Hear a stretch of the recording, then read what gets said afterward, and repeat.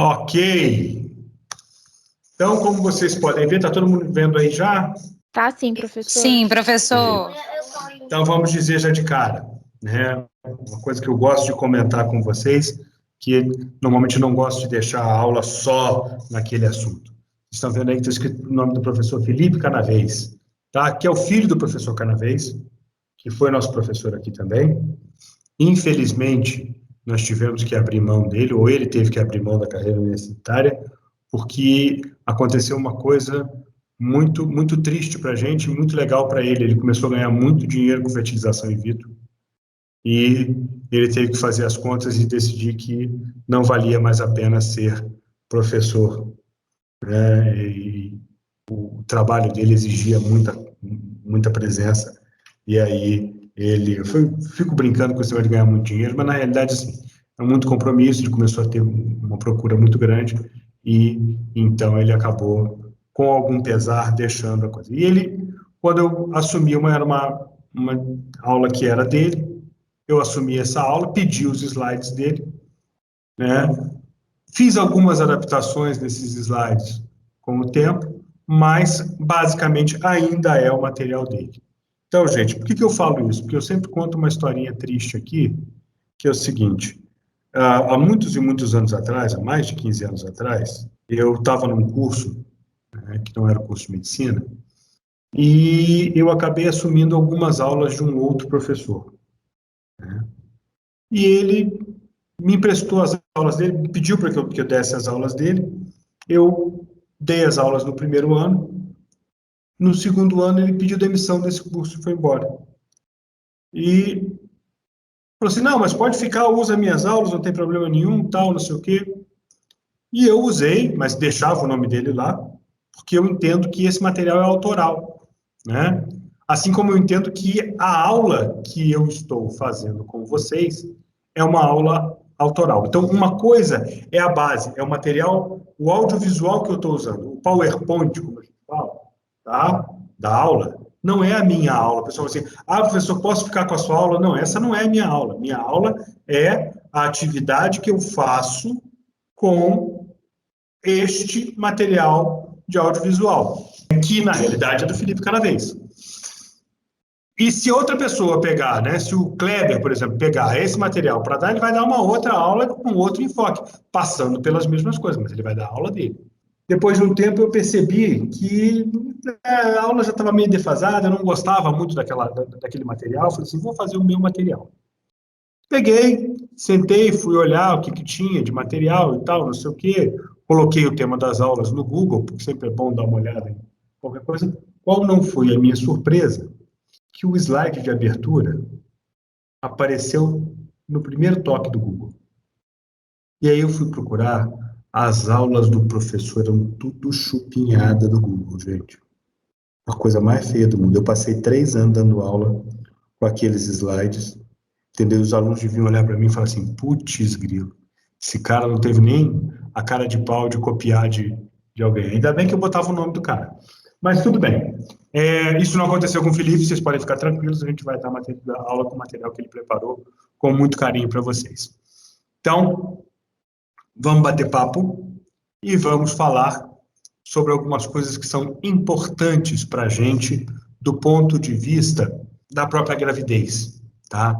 A gravidez, ela tem, o professor Guilherme deve ter dado para vocês quando falou sobre as alterações fisiológicas da gravidez, né, as modificações da gravidez em cima do aparelho cardiovascular, que você tem uma hemodiluição, você tem uma hiperdinamia, né, do sistema circulatório. Então, você tem uma tendência à taquicardia, você tem a tendência de aumento de débito cardíaco, você tem uma tendência de vasodilatação. Então, tudo isso causa uma série de desdobramentos, de mudanças no sistema cardiovascular que vão simular, em algum momento, alterações circulatórias comuns em cardiopatias.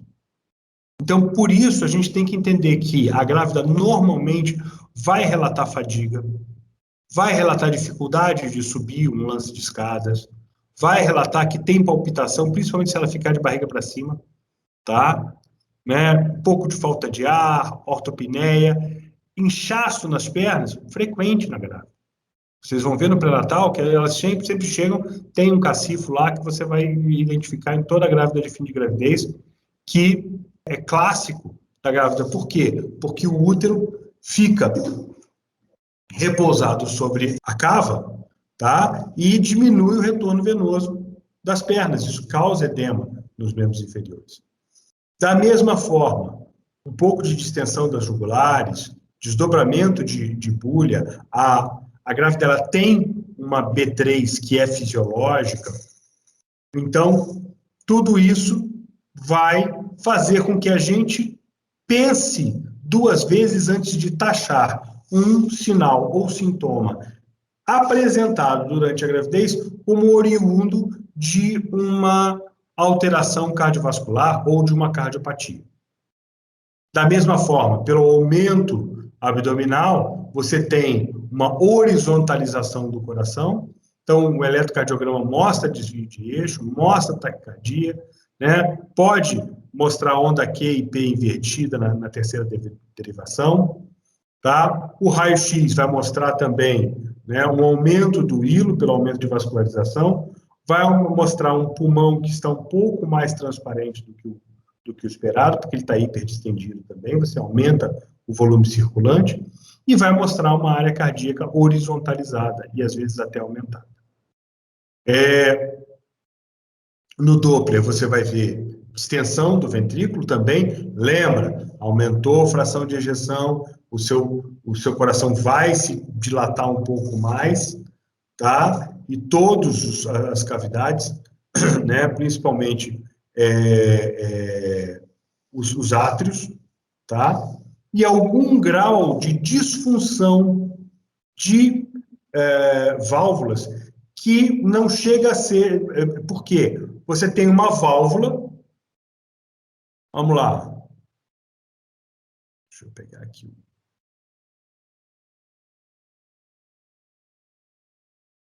Ups, não, volta aqui.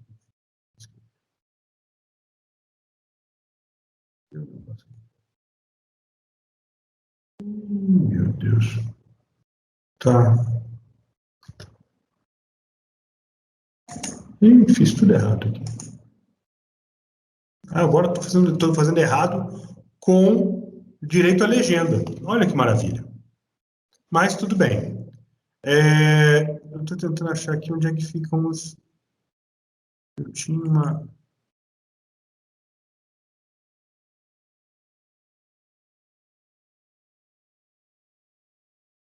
Ah, apareceu uma tela branca aqui, ótimo. Então, o que a gente queria falar é justamente que você tem uma válvula, tá? Vamos supor, uma tricúspide, tá? Você tem uma cúspide aqui, outra cúspide aqui, outra cúspide aqui, e ela fecha. Se durante a gravidez ela aumenta, tá? E ela tem um diâmetro maior, lógico que eu estou exagerando aqui, tá? Mas as cúspides não necessariamente aumentam junto com ela, eu vou afastar e eu vou criar um hiato aqui que vai gerar uma insuficiência valvar transitória, mas que não é necessariamente patológica, tá? Até algum grau de regurgitação dessa válvula é possível. Ok? E... Luta, ferro, fiz uma besteira. Ai, ai. Peraí.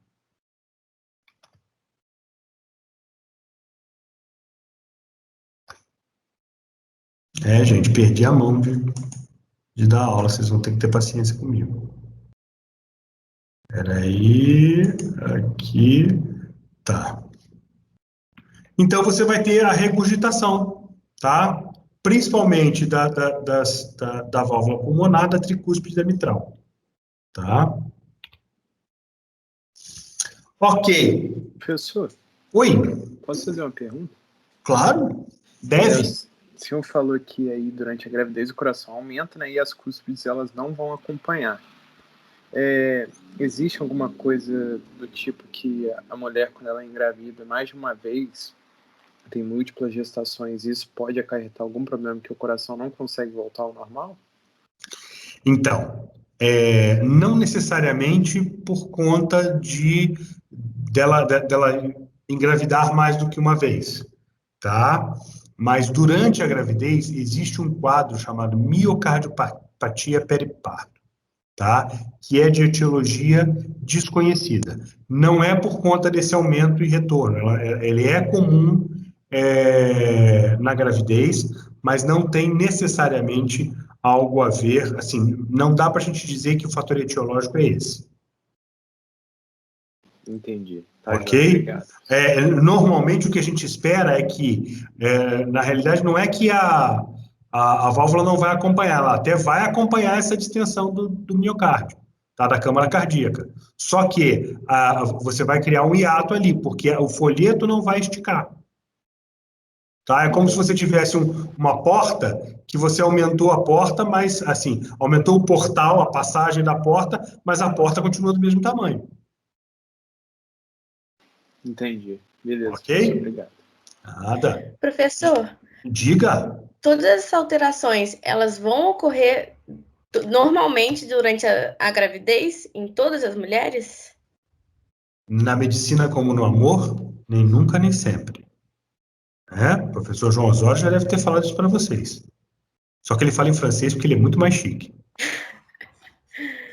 Tá? Então, a gente é uma tendência, e isso acontece com frequência, mas não dá para dizer que em toda mulher vai acontecer, embora algum grau sempre vá acontecer. Eu espero essas alterações fisiológicas em todas as grávidas. Por exemplo, a hemodiluição da grávida. Então, como ela está hemodiluída, ela para circular a mesma quantidade de oxigênio, ela tem que o coração tem que bater mais vezes por minuto, tá? Ele tem que ejetar mais. Então, toda essa sobrecarga, ela é esperada, sim, durante a gravidez. Ah, entendi. Obrigada. Ok? Mas não necessariamente, por exemplo, o regurgitamento vai acontecer em todo mundo. Tá? Tá bom.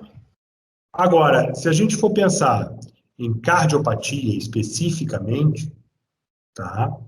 É um caso interessante quando a gente pensa em primeiro mundo, né, nos países industrializados, né, é a principal causa de morte materna. As causas de morte materna, quando a gente pensa em países do hemisfério sul ou países em desenvolvimento, a gente trabalha muito mais com causas obstétricas diretas do que indiretas.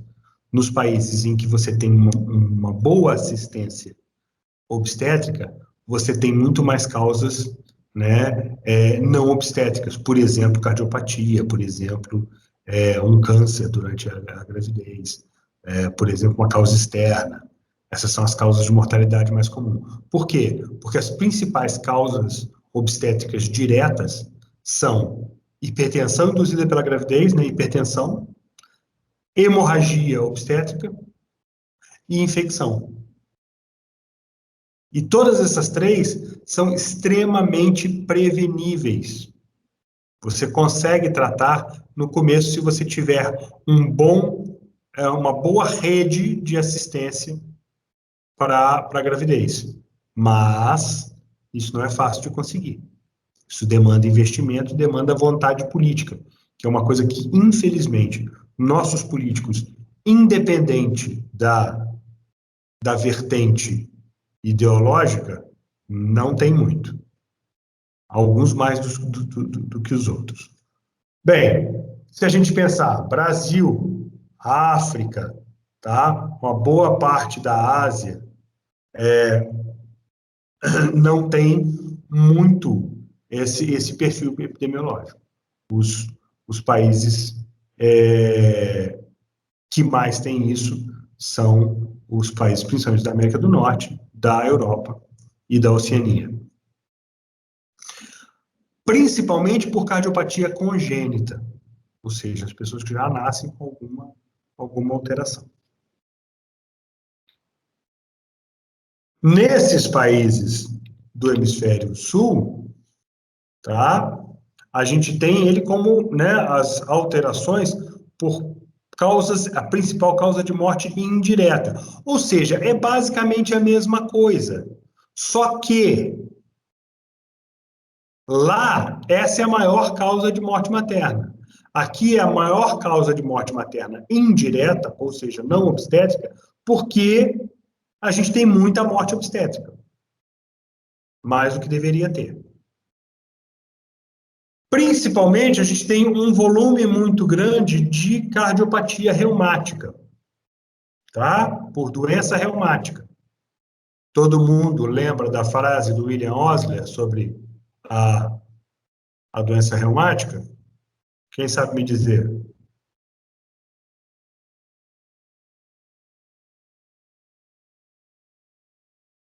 A doença reumática lambe as articulações e...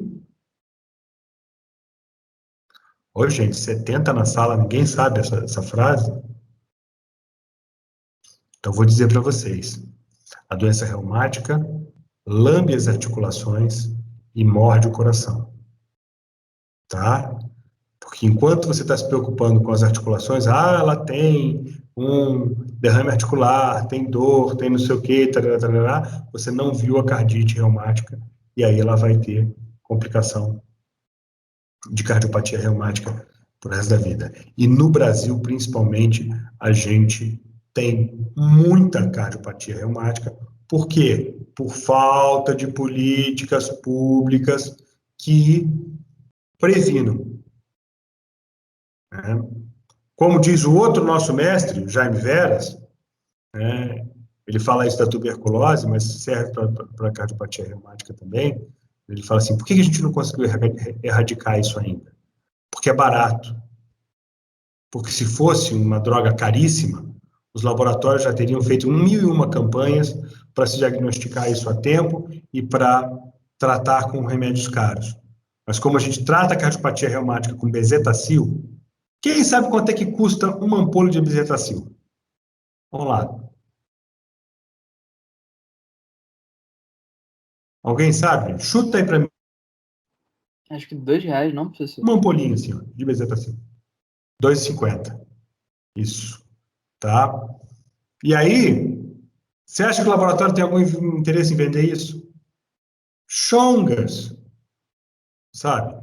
Com essa droga você trata cardiopatia reumática e você trata sífilis. E nenhuma das duas a gente consegue erradicar. Olha que desgraça. Tá? Então, uma boa parte das mortes no período puerperal. Por quê? Porque ela descompensa no período puerperal, por conta do fechamento do shunt placentário, ou seja, ao parar a placenta, ao dequitar a placenta, você tem mais ou menos um meio litro de sangue que é devolvido abruptamente à circulação, e isso pode causar uma sobrecarga cardíaca. E, lembrando, além da cardiopatia reumática, sífilis dá cardite também, e a doença de Chagas também causa alteração cardíaca. Então, nós temos, dentro do nosso quadro epidemiológico, várias causas diferentes para ter cardiopatias em adultos e adultas que vão engravidar.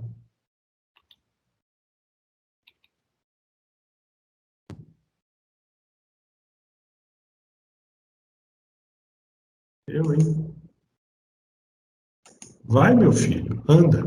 Então, olha lá, na gravidez, aumento da volemia, aumento do débito cardíaco, aumento da coagulabilidade, tá? Então, você tem a sobrecarga, você tem aumento da coagulação, você tem uma série de diferentes fatores que comungam para complicações cardiológicas. Saúde. Então, você tem diminuição da resistência vascular, diminuição da pré e da pós-carga, porque você tem vasodilatação generalizada durante a gravidez, aumento do débito, aumento da frequência, aumento da fração de ejeção para compensar, para fazer com que esse sangue circule mais rápido. O que a gente vai poder ver? Primeiro, pacientes geralmente já, né, grávidas, né, grávidas não, já cardiopatas, fazer consulta pré-concepcional, onde você tem o diagnóstico, a estabilização e a troca de medicação. Porque muitas vezes, e aí eu jogo um link para a nossa outra aula, muitas vezes elas usam medicações que são teratogênicas. Então, o que eu posso entender? Que eu preciso, a partir do momento que essa mulher externe a vontade de engravidar, eu já preciso fazer uma troca de medicação para aquela moça não ter que trocar de medicação depois de descobrir que está grávida. Isso é mais complexo, tá? Além do que, é importante que eu tenha os exames de parâmetro para dizer assim, você está estável o suficiente para engravidar. Lógico, eu estou falando isso aqui dentro de um mundo ideal, que no mundo real, muitas vezes elas já aparecem grávidas de 2, 4 meses, tomando medicação que não deveria e sem estar nem um pouco estabilizadas. Muitas vezes elas desestabilizam por causa da gravidez, não sabem que estão grávidas, e quando vem para a consulta com o clínico nota que tem algo de diferente e pede exames e acaba descobrindo uma gravidez. Classificação da New York Heart Association, todo mundo já está de saco cheio de ver, isso aqui é mais velho do que o garçom da Santa Ceia, então vamos só lembrar, né? Classe 1 assintomática, classe 2 sintomática com esforço moderado ou grande, classe 3 sintomática com esforço mínimo e classe 4 sintomática em repouso. Preciso dizer que a maioria das pacientes vai ficar na classe 1 e 2. Ainda bem. Então, as principais cardiopatias existentes, né? As miocardiopatias, né? A miocardiopatia periparto, a hipertrófica, principalmente resultante de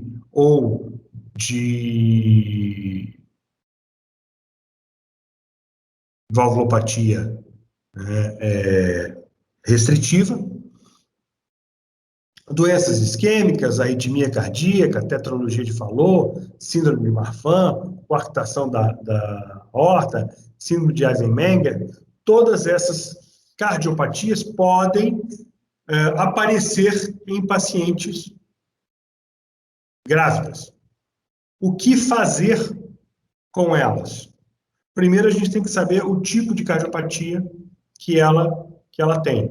E aí a gente fala sempre, né, em elementos que são importantes para a gente. A primeira coisa que eu preciso saber é se esse tipo de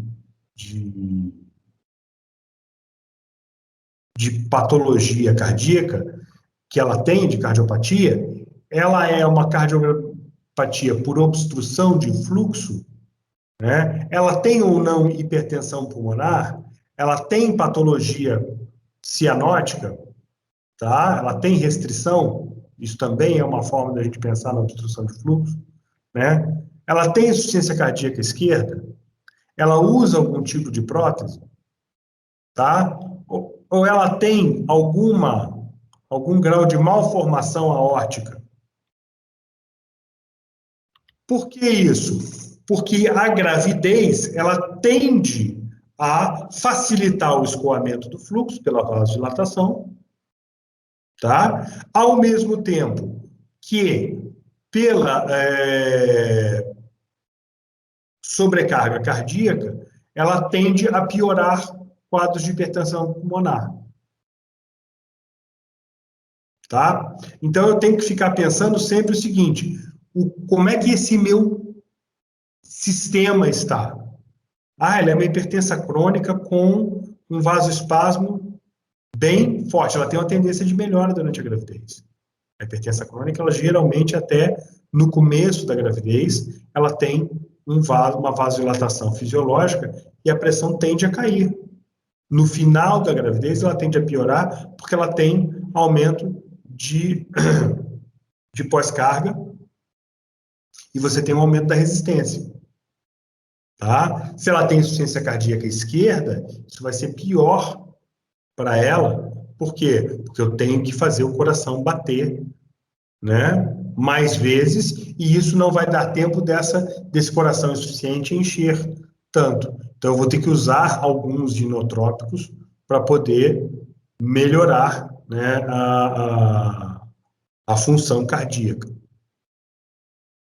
A presença de próteses valvares, ela pode ser ominosa por conta dessa dilatação, muitas vezes, distorcer as próteses e, às vezes, até descolar as próteses, além do que o aumento de coagulação da grávida pode fazer com que você tenha eventos tromboembólicos nas próteses, tá? E Marfan e outras patologias, pela horizontalização do coração, podem tender a fazer com que esses fluxos piorem, tá? Pela mudança de posição. Ok, o que eu preciso saber, então? Quais são os meus sinais de descompensação cardíaca? Olha que desgraceira. Tá? Alguém já viu esses sinais aí hoje em algum lugar? Ó, presença de terceira bulha, dispneia, taquipneia, taquicardia, turgência jugular, estertores pulmonares e sopro. Tá? Tudo bem que aqui é um sopro diastólico, o sopro da grávida é sistólico, mas está tudo muito semelhante ao que a gente colocou lá no começo como sintomas que eram básicos da nossa grávida. Então, por isso é tão difícil. Oi? Tá me ouvindo? Estou ouvindo perfeitamente. No slide anterior, pode voltar rapidinho, por favor? Você disse, eu não consegui ouvir direito, senão obstrução de fluxo. A gravidez melhora esse quadro? Porque... Depende do tipo. Assim, se você tem um aumento de pós-carga, sim. Tá? Pacientes com restrição ao fluxo fora, por exemplo, pacientes com cardiopatias que restringem fluxo, por exemplo, né, estenose aórtica, elas não vão melhorar na gravidez. Mas quando a obstrução é por alteração, uma aortite sifilítica, por uma vasoconstrição generalizada, eu tenho tendência de melhora. Entendi. Ok? Ok? Ok. Então, aqui a gente já vê como é que é difícil para a gente poder trabalhar com a grávida e o sistema cardiovascular da grávida. Tá? Qualquer coisa que a grávida apresenta, quando eu tenho uma grávida que tem alteração cardíaca, muitas vezes eu preciso chamar realmente o cardiologista para ver e muitas vezes examinar junto com o cardiologista para dizer, olha, isso aqui é normal, isso aqui não é. Aí vocês imaginam, né? O obstetra discutindo com o cardiologista sobre exame de coração. É difícil isso. Tá?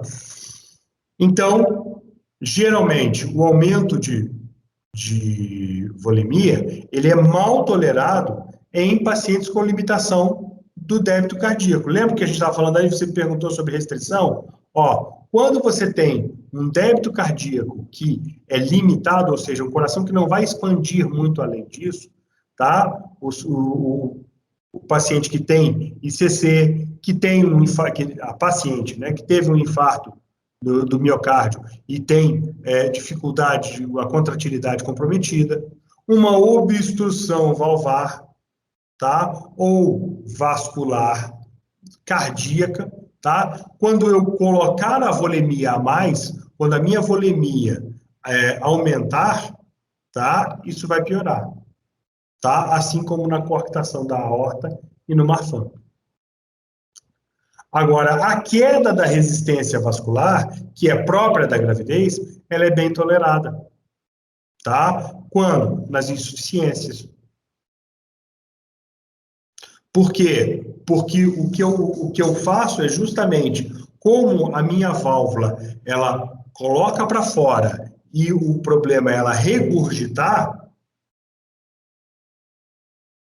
ela vai facilitar o escoamento, né, a queda da resistência vascular, da pré-carga, ela vai facilitar o escoamento desse sangue para a periferia. Então, ela vai até ser muito bem tolerada por essas pacientes com insuficiência.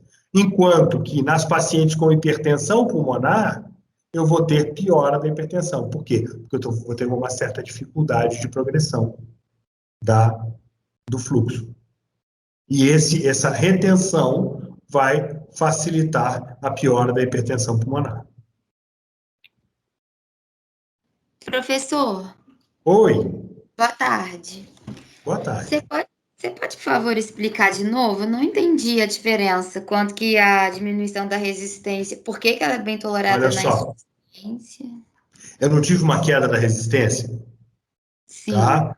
Eu vou conseguir mandar mais sangue para a periferia, Sim. ok? Ok. Quando eu mando mais sangue para a periferia, eu automaticamente eu faço o que com o meu retorno venoso? Aumento também. Aumento também. E aí eu vou sobrecarregar quem? O pulmão. Isso. Tá? Então, embora na insuficiência valvar isso facilite, veja bem, eu tenho uma válvula, por exemplo, uma insuficiência aórtica, tá? Ela empurra e volta. Não é isso? Isso. Tá? Ela empurra o sangue e o sangue reflui de volta porque ela não fecha direito. Não é isso? Na insuficiência? Quando eu empurro e eu tenho uma queda da resistência vascular periférica, eu empurro e o sangue escoa melhor do que... Não é que ele vai deixar de ser insuficiente, mas eu tenho menos resistência. Quando eu empurro, uma parte maior, uma fração maior, escoa do que escoaria fora da gravidez. Tá. Ok? Beleza. Agora pensa no pulmão. O pulmão é a ida de volta. Se eu empurro e esse escoamento aumenta, tá? Automaticamente, eu jogando mais sangue para a periferia, o meu retorno venoso de toda a minha pequena circulação, a minha grande circulação, vai aumentar. Ok? Tá bom. Quando eu fizer isso, o que eu faço com a pressão pulmonar? Aumenta também. Aumenta a pressão pulmonar. Ah, tá, entendi agora. Ok? Tá? Ok. É você pensar que, assim, é um circuito, né? Se você aumenta o fluxo para um lado, você pode você sobrecarrega menos o coração, mas você acaba sobrecarregando mais o pulmão. Tá, joia. Obrigada, professor. Nada. Então, a gente pensar na estenose mitral, né? Que é muito frequente aqui pela doença reumática, principalmente, embora a gente também tenha lúpus, tá? Pensar o que a gente vai fazer na doença valvar, para a nossa paciente? Idealmente, manter medicação, tá? Então, estenose mitral, eu vou dar o inotrópico, vou dar um cronotrópico negativo, vou dar medicações que mantenham ela com uma frequência cardíaca mais baixa e mais fração de ejeção, e tem que evitar a taquicardia, tá? Se ela tem indicação de intervenção cirúrgica, a gente tenta postergar isso para depois do parto. Pode ser necessário fazer intervenção cirúrgica mesmo durante a gravidez? Pode. Geralmente, o que ele faz? Ele passa um balão, dilata essa estenose e transforma essa paciente que tem estenose em uma paciente que tem insuficiência. Por quê? Porque a insuficiência é mais bem tolerada. Tá? O uso de próteses biológicas versus as mecânicas, a prótese biológica ela tende mais a fazer eventos infecciosos, né, fazer endocardite, e a mecânica tende mais a eventos tromboembólicos. No uso da mecânica, existe uma velha briga em torno do varfarin versus a heparina. Hoje em dia, a gente usa muito mais a enoxaparina para isso do que a heparina, pura e simplesmente, mas quando você tem sérias restrições orçamentárias, muitas vezes você tem que internar a paciente e fazer heparina. E aí, o que acontece? O varfarin, ele é contraindicado por ser um teratogênico, então ele é contraindicado no primeiro trimestre, e ele também, por ser uma medicação que demora muito tempo para deixar de fazer efeito, ele é contraindicado no terceiro trimestre, porque se eu tiver um sangramento de terceiro trimestre, eu posso perder minha paciente por conta do sangramento. Então, o que a gente fazia? A gente pegava a paciente que estava com varfarin, no primeiro trimestre a gente internava, colocava ela na heparina, no segundo trimestre a gente voltava ela para o varfarin, e depois no terceiro trimestre a gente voltava ela para a heparina. Hoje em dia, não, a gente usa enoxaparina para todo mundo. Com muito mais tranquilidade do que se usava a heparina. Tá? Você tem um perfil de muito mais fácil administração e cuidado do que com a heparina. Pacientes com alteração reumática, a gente lembrar de ter o uso da penicilina benzatina, tá? Uma vez por mês durante toda a gravidez. Se ela é alérgica, você pode usar a eritromicina ou estearato, não estolato. O estolato pode causar lesão aos dentes fetais, tá? A criança nasce com o dente todo estourado por causa disso.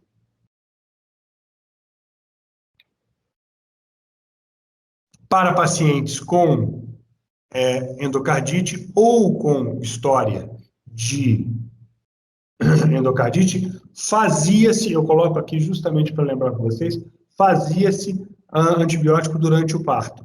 Hoje em dia não se faz mais, isso foi abandonado. Chegou-se à conclusão de que não vale a pena para parto e cesariana. Tá? A gente não faz.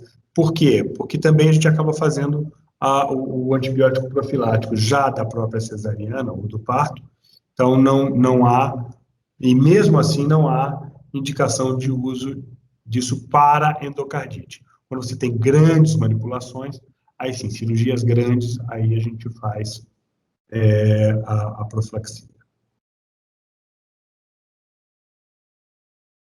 A anticoagulação profilática é feita para pacientes com risco de tromboembólico, como eu falei para vocês, a coisa do varfarin versus as heparinas, tá? Se você está usando heparina, você tem que fazer o controle com PPT, você quer que fique entre 1,5 a 2,5, né? O INR, o índice entre o normal e o encontrado, tá? De 1,5 a 2,5. A enoxaparina, você não precisa fazer o controle do INR. Você pode mantê-la só com a dose já preconizada por quilo de peso. O varfarin, a gente tem que evitar o primeiro trimestre e o final da gravidez, você só pode usar ele no segundo trimestre, e você faz o controle pelo TAP.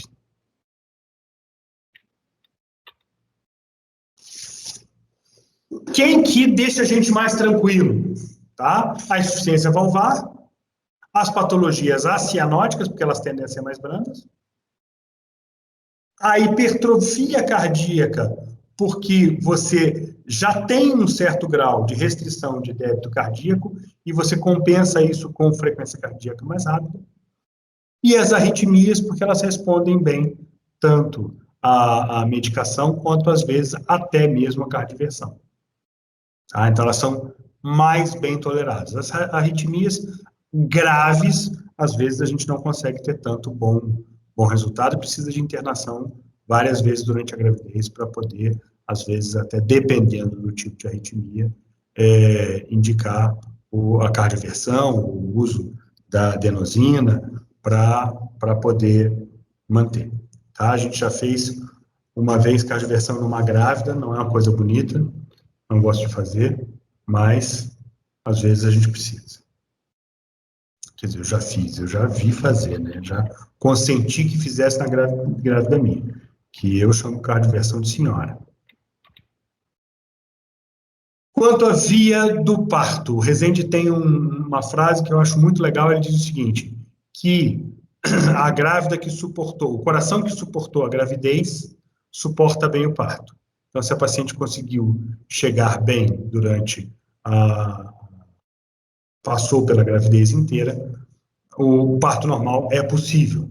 Se ela teve complicações durante a gravidez, talvez a cesariana seja mais indicada, tá? Mas na maioria dos casos, o parto normal, bem assistido, é uma boa opção, sangra menos, dá coisa. Lógico, existe uma tendência ampliada para cesariana? Claro, né? Pacientes com hipertensão pulmonar grave, pacientes, né, com aneurisma, por exemplo, eu preciso pensar, se ela tem uma formação sacular, ela pode perder. No parto, o que eu vou pensar? Né? A paciente não vai ficar deitada de barriga para cima o tempo todo, ela vai ficar sempre sentada, ela vai usar oxigênio, o uso de FOSP ou de vácuo extrator para facilitar o período expulsivo é uma boa, tá? A monitorização o tempo todo dessa paciente, a analgesia para evitar também que ela faça taquicardia e atenção muito grande com o puerpério imediato, que é aquele momento onde você tem a dequitação e que você tem a sobrecarga, que eu já falei, em torno de 500 mililitros para o coração.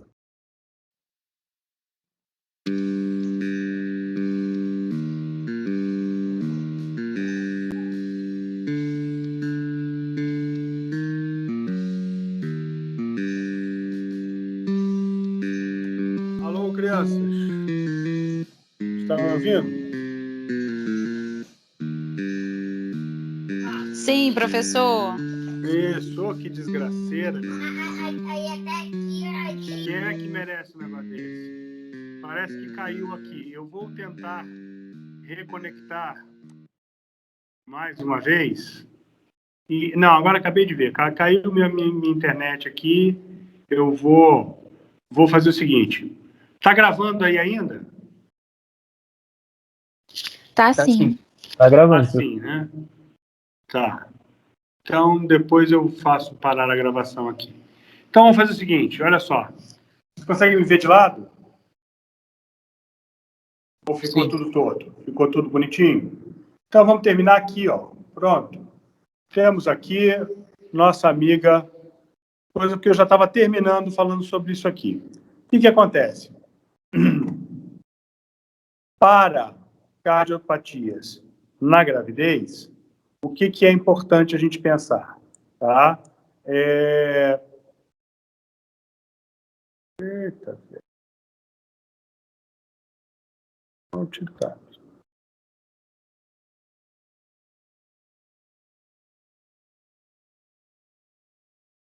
Cacete. Aqui, pronto. Então, para a gente pensar em cardiopatias na gravidez, tá? lembrar. Pacientes que têm cardiopatias congênitas, tá? A gente tem que pensar o quê? Em pedir eco fetal. Ah, porque tem algum problema? Não, é porque o fato dela ter uma cardiopatia congênita, a mãe, tá? Significa que ela pode ter também um feto com uma cardiopatia congênita também, tá? Segundo, o aconselhamento pré-gestacional. Por quê? Porque eu preciso fazer aquele esquema de mudar a medicação dela, tá? Provavelmente. Então, eu preciso ter esse aconselhamento antes para ela saber qual é o risco dela em primeiro lugar, para ela saber o que ela tem que mudar de medicação, tá? E eu recebo com muita frequência pacientes que vêm para isso, para falar, olha, doutor, eu pretendo engravidar daqui a 6 meses. Então, eu tenho que dizer, você tem que mudar a sua medicação, você tem que fazer isso, você tem que fazer aquilo, você tem que perder peso às vezes, tem que estar com uma atividade física bem feita, tem que estar com uma série de coisas preparadas. E você tem que saber que você tem um risco que é pequeno, você tem que saber que você tem um risco que é médio, você tem que saber que você tem um grande risco. É muito raro eu receber no consultório uma paciente que eu diga, olha, não tenha filho de jeito nenhum, tá? Mas existem situações onde isso pode acontecer, onde eu tenho que dizer para a paciente o seguinte, moça, sua chance de morrer é em torno de 20%, tá? Se vocês pensarem na chance de morrer de 20%, tá? Uma roleta russa, ou seja, pegaram um revólver, tá? Botaram uma bala e dar uma rodadinha nele e apertar ele contra a sua cabeça, tem uma chance de 13% de morrer, né? De 16% de morrer. Sei lá, não fiz medicina, não sei fazer conta, mas deixa para lá. Ela tem a chance de menos de 20% de morrer, tá? É 16%, tá? Se ela tem chance de 20%, ela tem a chance muito maior. Então, tem que tomar cuidado, ela tem que saber, e não julgar, não dizer, você não pode engravidar de jeito nenhum, tá? Essa é uma decisão que, na maioria das vezes, é dela. E a gente tem que estar lá para reduzir o dano e ajudar da melhor forma possível, tá? Da mesma forma, a gente tem que pensar nisso aqui, Acabou a gravidez, vamos preparar essa paciente para não engravidar, para que ela possa se recuperar no pós-parto e voltar às suas condições anteriores. Ok, crianças? Basicamente era isso que eu tinha para falar para vocês.